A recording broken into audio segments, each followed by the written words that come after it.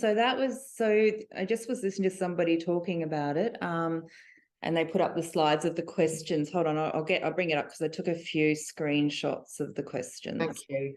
But I've known this has come, this is what they talk about in their documents. They talk about CRISPRing humans, and they talk about definitely CRISPRing animals, and they already are CRISPRing animals. But, to hear that this is sort of, I guess they're just normalizing it now. So these are the questions. Yeah.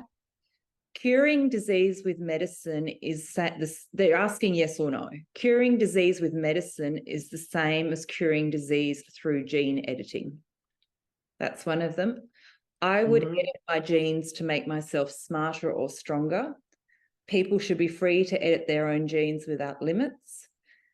Gene therapies that reduce the risk of certain diseases should be mandatory to help limit public health costs. And this is the way they're going to do it. As part of their rehabilitation, we should genetically modify convicted criminals to make them better citizens. People whose genes show that they are high risk for some diseases should pay more for health insurance. The government should keep a register of genetically modified humans.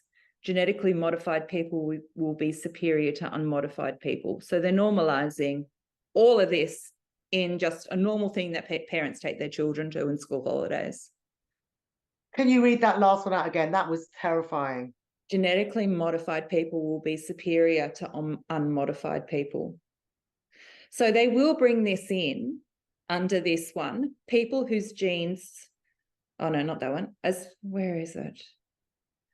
Gene therapies that reduce the risk of certain diseases should be mandatory to help limit public health costs. So when we were talking before about the messaging for COVID, the messaging for, how they've gone about killing the bees in New South Wales, that's the same messaging. That messaging works. If you don't do this, it's going to cause this much more. It's all about risk assessment. So if we don't, do this measure, it's going to be so much worse. And if you don't agree to this measure, that's just barbaric and awful, then you're responsible for, you're a terrible, terrible human being. And it just seems to work. They can just do that with any topic. And people go, oh, okay, I better do it. And that's what people have to wake up to, that it's always about this risk, your risk assess. So in Queensland and Australia, now they do more and more genetic, and they probably do it in New South Wales as well, but more and more genetic screening of babies when they're first born. So they're keeping, complete genetic, they want everyone's genetic structure, their genome. The Premier's father of Queensland works for a genetic organisation. I mean, it's just rampant. They want everyone's genetic structure, then they want to modify it dependent on their risk.